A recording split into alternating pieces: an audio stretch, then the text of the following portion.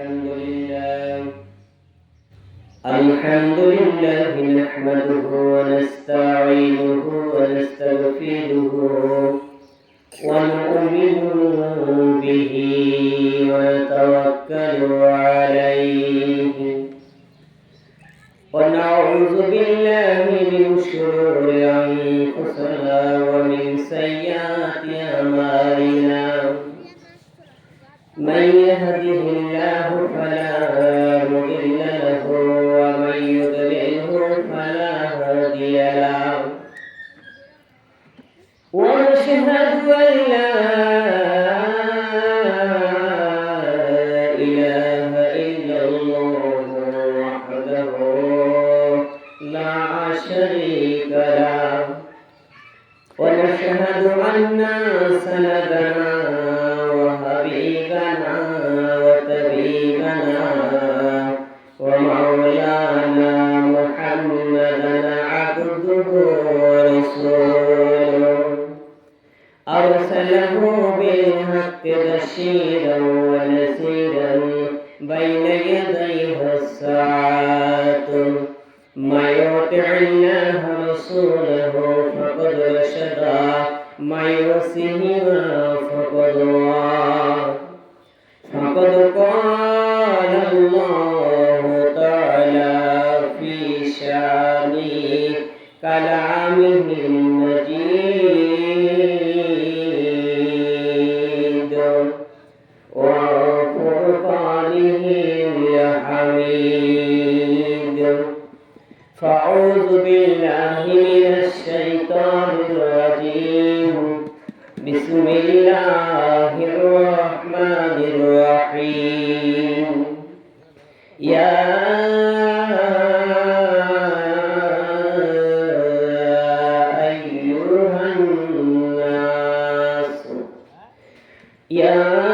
أيها الناس اعبدوا ربكم الذي خلقكم والذين من قبلكم لعلكم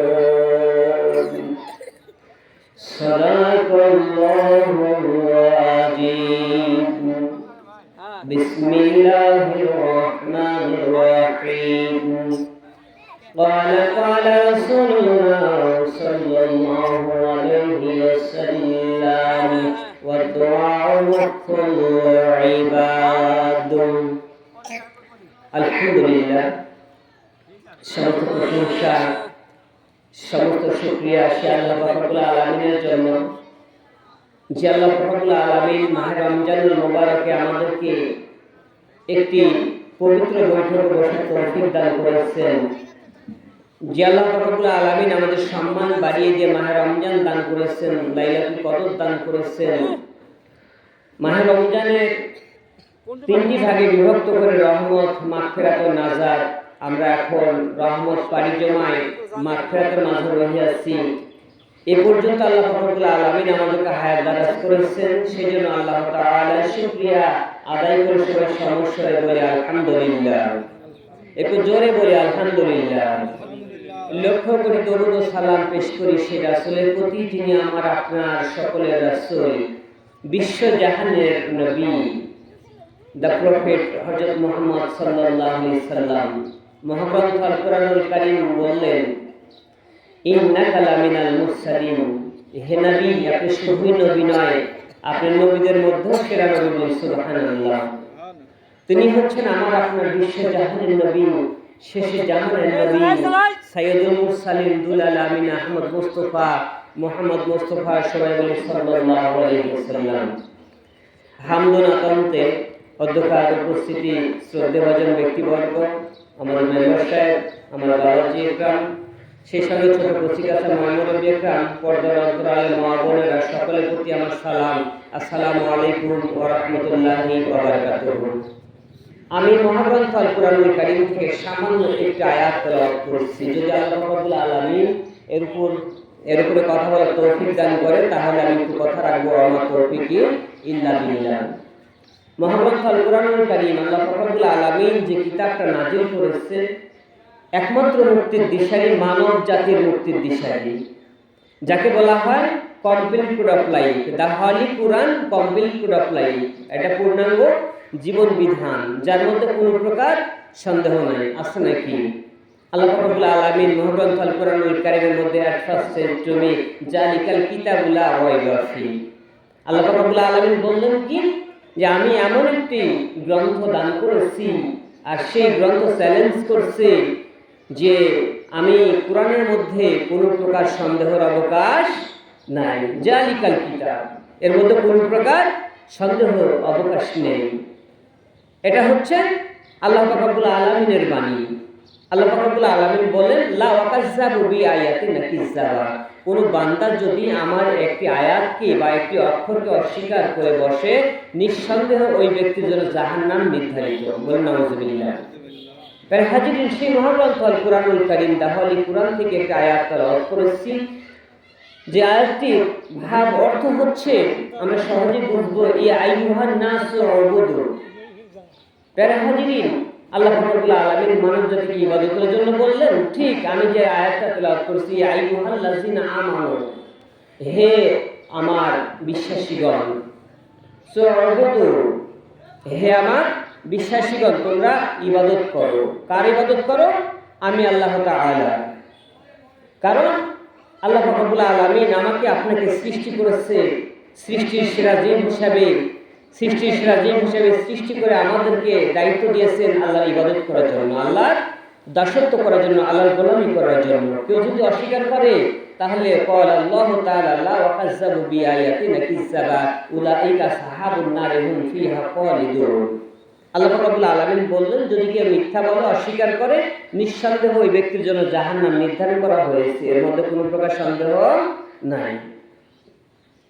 মহাগ্রন্থ আল কোরআনুল কারীম আল্লাহ রাব্বুল আলামিন বলেন, হে আমার বিশ্বাসীগণ, হে আমার পরহেজগারগণ, হে আমার মুত্তাকিনগণ, আমি আল্লাহ পাক রব্বুল আলামিন তোমাদেরকে সৃষ্টি করেছি একমাত্র আমার ইবাদত করার জন্য। এই জন্যই মাহে রমজানুল মুবারক দান করেছেন আল্লাহ পাক রব্বুল আলামিন এই ইবাদতের জন্য। এই ইবাদতের মধ্য দিয়ে বান্দার জীবনের সমস্ত গুনাহগুলো মাফ করে দিতে পারে। বলি সুবহানাল্লাহ। এটা হলো আল্লাহর ইবাদত। কার ইবাদত? আল্লাহর ইবাদত।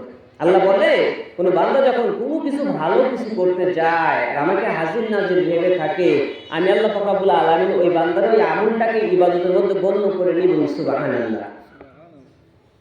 যখন বান্দা মাহে রমজানুল মুবারক পেয়েছে, তাফসীরের মধ্যে এসেছে হুজুর আকরাম সাল্লাল্লাহু আলাইহি ওয়াসাল্লাম মসজিদের নববীতে বসে আছেন। এমন তো অবস্থায় জিবরাইল আলাইহিস সালাম, সাইয়েদনা জিবরাইল আলাইহিস সালাম আসলেন এবং নবীকে সালাম জানাইলেন এবং নবীকে বললেন, হে আল্লাহর নবী, আপনি আমিন বলুন। আল্লাহর নবী আমিন বললেন। এরপর আবার বললেন, হে নবী, আপনি আমিন বলুন। এরপর আবার আমিন বলতে বললেন। তৃতীয়বার আমিন বললেন। একবার, দুইবার, তিনবার যখন আমিন বললেন, তখন সাহাবীরা প্রশ্ন করলেন, ইয়া রাসূলুল্লাহ, আপনি যখন বসেছিলেন একবার নয়, দুইবার নয়, তিনবার আমিন বললেন, এর কারণটা কি?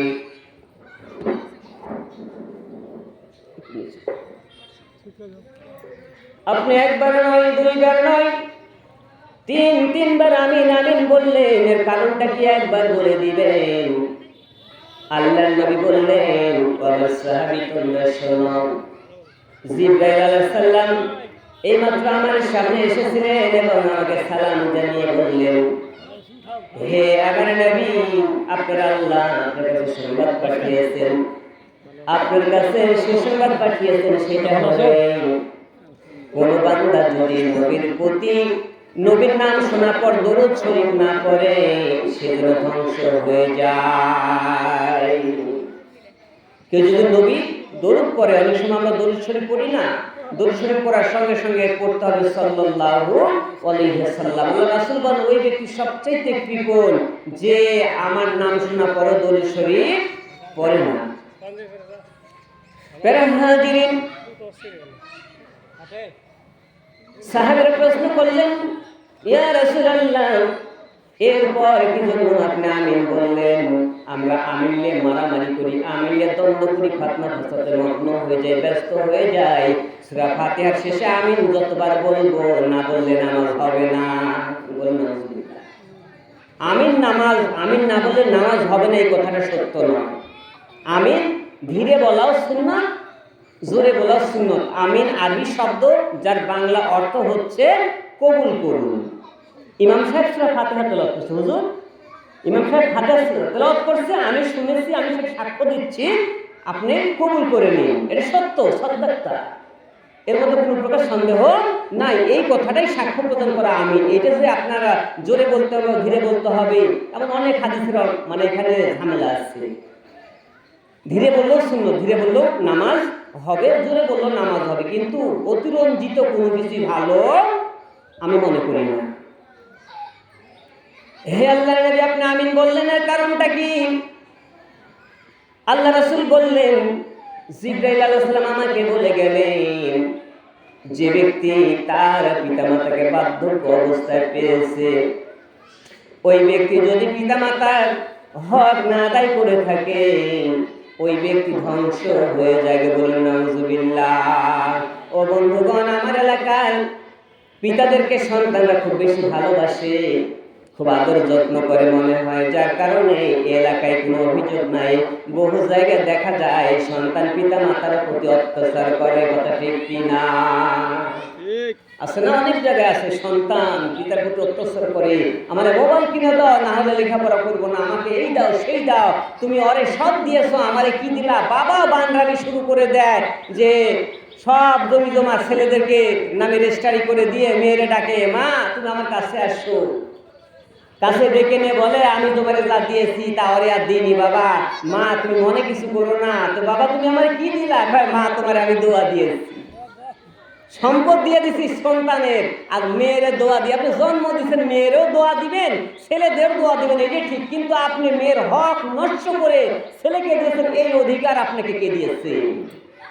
কোথায় পেয়েছেন এই অধিকার? ইসলাম আপনাকে এই অধিকার দেয় নাই। আপনি জন্মদাতা পিতা, সন্তানের যে ভাগ সেই সন্তানকে বুঝে দেন, আর মেয়ের যে ভাগ সেটা মেয়েকে বুঝে দেন। এটি আপনার দায়িত্ব ছিল। আপনি সন্তানকে দিয়ে দিয়ে এখন মেয়ের কোলের মধ্যে ডেকে নিয়ে বুঝাচ্ছেন, মা তুমি মন খারাপ করো না, আমি তোমার দোয়া দিয়েছি। আছে কি না এরকম? আছে, অনেক আছে। ও বন্ধুগণ, অনেক পিতা আছেন বার্ধক্য অবস্থায় পড়ে আছে, সন্তান দেখতে চায় না, সন্তান দেখে না, সন্তান ভালো ভালো ইফতারি করে শ্বশুর বাড়ির লোকজন নিয়ে, আত্মীয় স্বজন নিয়ে, পাড়া প্রতিবেশীর সকলকে নিয়ে সুন্দরভাবে ইফতারি করে। বৃদ্ধ বাবা পড়ে আছে, বাবার দিকে তাকায় পর্যন্ত দেখে না। ও বন্ধুগণ, একটু বলতে চাই, ওই পিতা যদি আপনার জন্য একটু বরদোয়া দিয়ে দেয়, এই দোয়া আর কেউ ফিরাইতে পারবে না। পৃথিবীর সবাই আপনার জন্য ভালো দোয়া করেছে, বাবা যদি খারাপ দোয়া করে থাকে, আর আপনি যদি খানায় কাবার মেহমান আব্দুর রহমান সুদাইসিও হয়ে যান, আপনার কিন্তু জাহান্নাম ছাড়া কোনো গতি নেই, কথা ঠিক কিনা? বাবা মায়ের সঙ্গে খারাপ আচরণ করা যাবে না, যত কষ্ট করুন না কেন খারাপ আচরণ করা যাবে না। কারণ তাফসীরের মধ্যে এমনটা দেখেছি, হুজুর আকরাম সাল্লাল্লাহু আলাইহি সাল্লামের কাছে একজন সাহাবী আসলেন এবং বললেন, হে আল্লাহর নবী, আমি যখন ইসলাম কবুল করেছিলাম, আমার বাবা আমার প্রতি খুব অন্যায় করেছে, অত্যাচার করেছে, অবিচার করেছে, আমার প্রহার করেছে, আমাকে দেখতে পারেনি, বাড়িতে বের করে দিয়েছে। এখন আমার মা বাবা আমার সাথে দেখা করতে আসে, আমি তাদের সঙ্গে কেমন আচরণ করব? আল্লাহ রাসূল বললেন, তাদের সঙ্গে তুমি কি ভালো আচরণ করো। সুবহানাল্লাহ। তার মানে কি, বাবা মায়ের সঙ্গে খারাপ আচরণ করার কোনো অপশন ইসলাম দেয় নাই, কোরআন দেয় নাই, হাদিস দেয় নাই, কোনো বিধানের মধ্যেই নাই যে আপনি বাবা মায়ের সঙ্গে খারাপ আচরণ করবেন আর এইটি আপনাকে মেনে নেবেন। ও বন্ধুগণ, সাহাবীরা প্রশ্ন করলেন, ইয়া রাসূলুল্লাহ, এটাও তো বুঝতে পারলাম। এরপরে আপনি আমিন বললেন, এর কারণটা কি একবারে বলে দিন। আল্লাহ রাসূল বললেন, ও আমার সাহাবী, তাহলে শোনো, আমার সামনে জিবরাইল আলাইহিস সালাম এসেছে এবং সালাম দিয়ে তিনবার আমারে বলতে শিখিয়ে দিয়েছে আমিন। তৃতীয়বার এই জন্যই আমিন বলে দিয়েছে যে যে ব্যক্তি মাহে রমজান মাস পেয়েছে এবং মাহে রমজান পাওয়ার পর নিজের গুনাহ মাফ করে নিতে পারে না, ওই ব্যক্তি ধ্বংস হয়ে যাক। হে নবী, আপনি বলুন আমিন। ও সাহাবী, আমি তখন আমিন বলে ফেলেছি।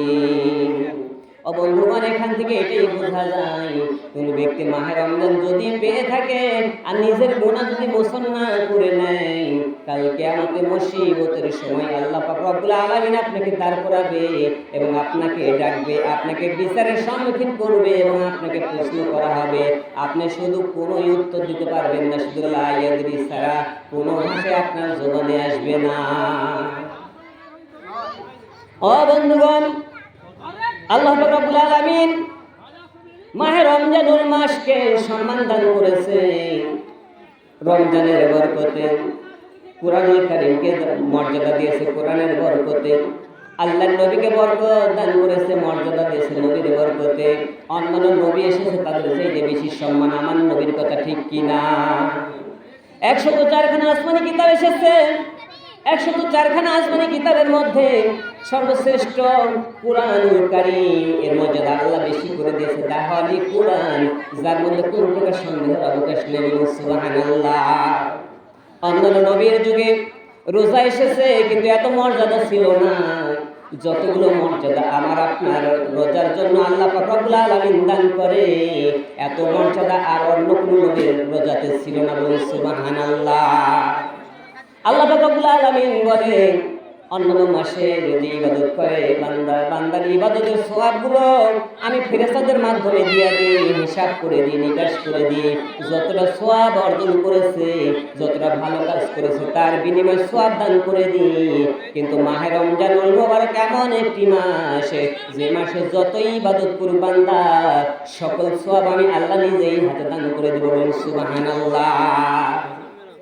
অন্য মাসের অন্য যে আমলগুলো করা হয়, এই আমলগুলো হিসাব করে আল্লাহ রব্বুল আলামিন ফেরেশতার মাধ্যমে পাঠিয়ে দেন এবং মাহে রমজানুল মাসের যে সওয়াব ইনকাম করা হয়, এই সওয়াবটা আল্লাহ রব্বুল আলামিন উপহার হিসেবে আমাদের জন্য রেখে দিয়েছেন। সুবহানাল্লাহ। প্রিয় হাজিরিন, এখানে আমরা বুঝতে পারি যে আল্লাহ রব্বুল আলামিন এই মাসের মর্যাদা এত বেশি করে দিয়েছেন। কোনো বান্দা যদি এই মাসে একটা নফল ইবাদত করে, আল্লাহ পাক রব্বুল আলামিন ওই নফল ইবাদতকে একটা ফরজের সমকক্ষ করে দেয়। বলুন সুবহানাল্লাহ। এরপর কোনো বান্দা যদি একটা ফরজ আদায় করে থাকে, আল্লাহ পাক রব্বুল আলামিন ওই ফরজকে 1 থেকে শুরু করে 7 নয় 70 নয় 700 পর্যন্ত বর্ধিত করতে পারে। বলুন সুবহানাল্লাহ। মাহে রমজানুল মাসের বরকত আল্লাহ রাব্বুল আলামিন এত দান করেছে, এত মর্যাদা দান করেছে। যেমন আমরা সকালে যখন সেহরি খাই, শুভ সাদেকের পূর্ব মুহূর্তে, তখন থেকে পানাহার থেকে বিরত থাকি। আমার আল্লাহ রাব্বুল আলামিন ফেরেশতাদেরকে ডেকে ডেকে বলে, ও আমার ফেরেশতা, তোমরা লক্ষ্য করে দেখো, আমার বান্দা কত জায়গায় যায়, হাটে যায়, ঘাটে যায়, মাঠে যায়, কত খানা তাদের সামনে আসে। অন্যান্য মাসে ইচ্ছা মতো খায়, কিন্তু মাহে রমজান বলে আমার বান্দা একটা খানা তো মুখ দেয় না। বলুন সুবহানাল্লাহ। ও আমার ফেরেশতা, তোমরাই তো বলেছিলে, আতাজালু ফিহা মাইয়ুসিদু ফিহা ওয়া ইয়াসফিকুদ দিমা।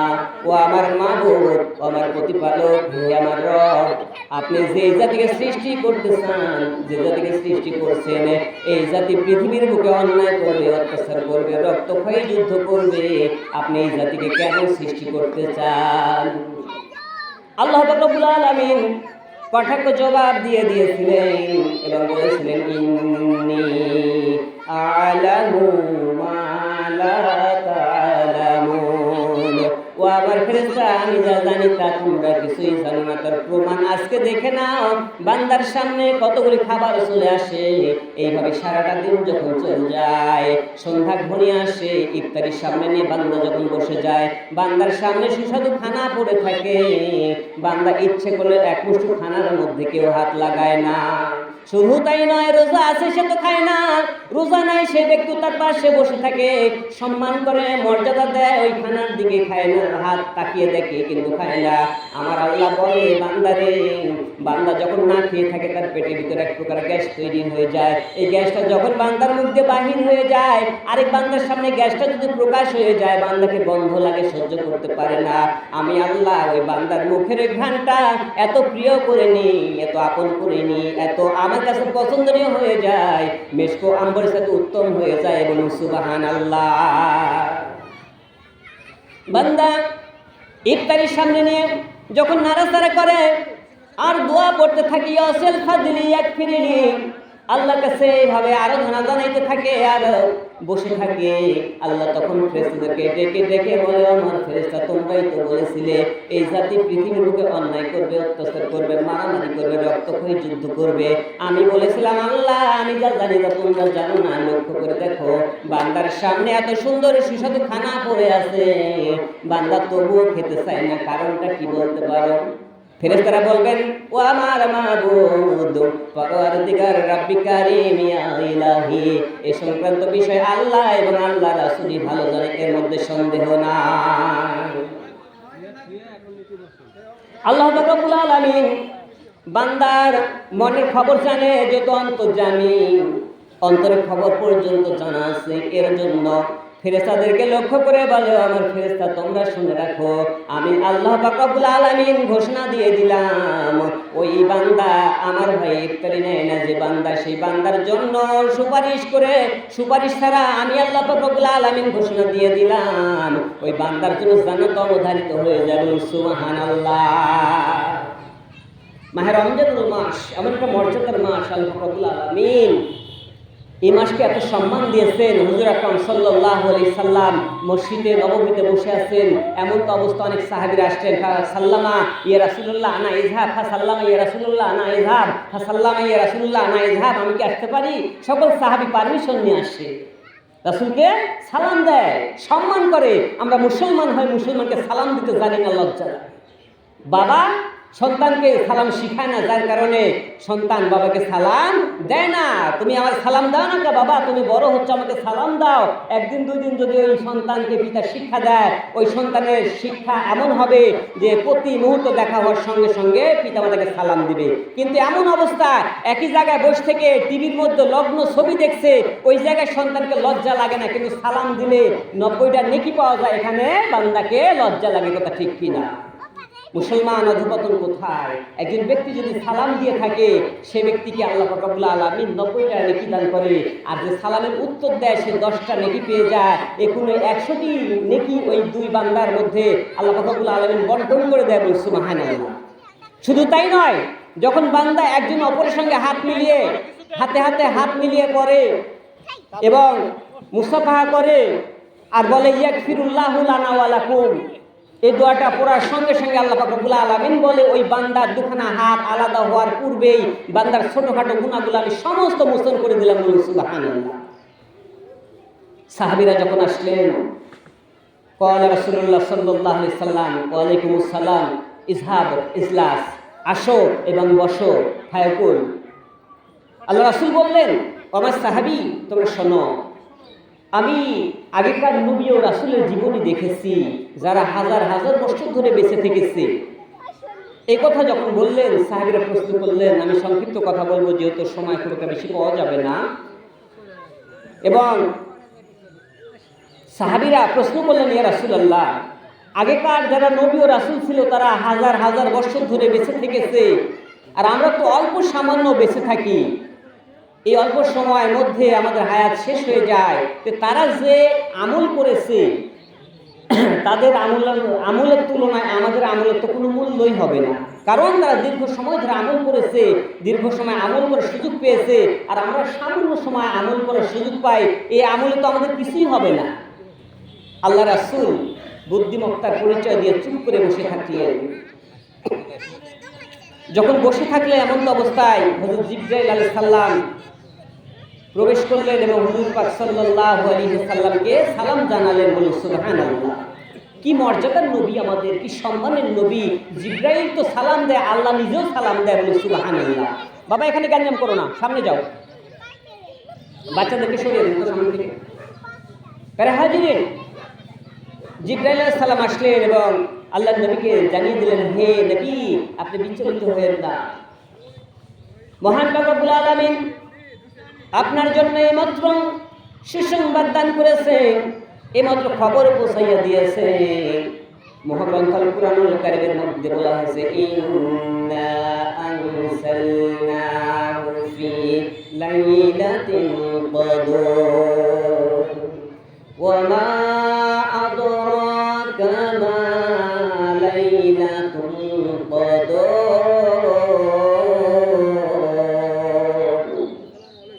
আল্লাহ রাব্বুল আলামিন বললেন, হে নবী আপনি বিচলিত হবেন না, আমি আল্লাহ রাব্বুল আলামিন আপনার জন্য নিশ্চয়ই লাইলাতুল কদর দান করেছি। বলুন সুবহানাল্লাহ। ইন্না নিশ্চয় আনসালনা আমি নাযিল করেছি লাইলাতুল কদর, সম্মানিত একটি রাত্রি। আসলে এই সম্মানিত রাত্রি সম্পর্কে কি আল্লাহ রাসূল জানতেন? আল্লাহ রাসূল জানতেন না, আল্লাহ নিজেই আবার জানিয়ে দিচ্ছেন। আল্লাহ রাসূল বললেন, লাইলাতুল কদর খায়রুম মিন আলফিশ শাহর, আমি এমন একটি রাত্রি দান করব যে রাত্রিতে কোনো বান্দা যদি ইবাদত করে থাকে, ওই রাত্রিতে এক রাত্রি ইবাদত করলে বান্দার আমলনামায় 1000 মাসের চাইতে বেশি সওয়াব জমা হয়ে যাবে। বলুন সুবহানাল্লাহ। সাহাবীদেরকে আল্লাহ রাসূল জানিয়ে দিলেন, আমার সাহাবী হযরত জিবরাইল আলাইহিস সালাম মাত্র সংবাদ দান করে গেলেন, বান্দার জন্য আল্লাহ লাইলাতুল কদর দান করেছে। বলুন সুবহানাল্লাহ। কিতাবের মধ্যে আসছে, অন্যান্য নবী ও রাসূলগণ নবী না হয়ে শেষ জামার উম্মতি মুহাম্মদীর উম্মত হওয়ার জন্য আল্লাহর কাছে আরজি করেছেন। আমরা হযরত ঈসা আলাইহিস সালামের জীবনী থেকে এমনটা জানতে পারি। ঈসা আলাইহিস সালাম মায়ের কাছে বলছেন, মা আমার সাথে জ্ঞানী, আমার সাথে বুদ্ধিমান আর আমার সাথে মর্যাদাপূর্ণ, আমার সাথে সম্মানী কে আছে এই পৃথিবীতে? মা বললেন, বাবারে তোমার সাথে সম্মানী ব্যক্তি পৃথিবীতে আছে, তুমি এক কাজ করো, নদীর ধার হয়ে একটু ঘুরে আসো। নদীর ধার হয়ে যখন ঘুরতে গেছে, ঘুরতে গিয়ে দেখে যে একখানা পাথর তার সামনে পড়ে আছে। আল্লাহ রাব্বুল আলামিন তাকে বুঝিয়ে দিচ্ছেন, তাকে জানিয়ে দিচ্ছেন যে তার সাথে সম্মানী ব্যক্তি এই পৃথিবীতে আছে এবং আরো থাকবে, এর মধ্যে কোনো প্রকার সন্দেহ নাই। বলুন সুবহানাল্লাহ। আল্লাহ রাব্বুল আলামিন তাকে ইশারা করলেন যে ঈসা আলাইহিস সালাম তুমি তোমার হাতের আশা দিয়ে এই পাথরের উপর আঘাত করো। প্যারা হাজিরিন, কথায় কথা বেড়ে যায়। প্রত্যেক নবী ও রাসূলগণ আল্লাহ রাব্বুল আলামিন মুজিজা দান করেছেন, তার মধ্যে রাসূলদেরকে বেশি দান করেছেন। আমার আপনার শেষ জামানার নবীকে অন্যান্য নবী ও রাসূল যারা ছিলেন তাদের জামানা যে মুজিজা দান করেছেন তারা চলে গেছে, মুজিজা শেষ হয়ে গেছে। কিন্তু আমার আপনার জামানার নবীর প্রতি যে মুজিজা দান করেছে, মহাগ্রন্থ আল কুরআন, দা হলি কুরআন, এটা কাল কিয়ামত পর্যন্ত চলবে, যার মধ্যে কোনো প্রকার সন্দেহ নাই। আরে হাজিরিন, ঈসা আলাইহিস সালাম কি করলেন? তার হাতের আশা দিয়ে ওই পাথরের উপর আঘাত করলেন। আঘাত করে, ভাই কথা বেশি হচ্ছে, কথা না বলি এত। যত আঘাত করলেন, আঘাত করার সঙ্গে সঙ্গে পাথরটা দ্বিখণ্ডিত হয়ে গেলেন। তাকিয়ে দেখে তার ভিতরে একজন ব্যক্তি বসে থেকে আল্লাহর তাসবিহ জপছে, আল্লাহর জিকির করছে। বলুন সুবহানাল্লাহ। ঈসা আলাইহিস সালাম ওই ব্যক্তিকে সালাম জানালেন এবং বললেন, ভাই আপনি এখানে কতদিন ধরে আছেন? আপনার এই অবস্থা কেন? কতদিন ধরে এই জায়গার মধ্যে আপনি আছেন, একটু বলে দিন।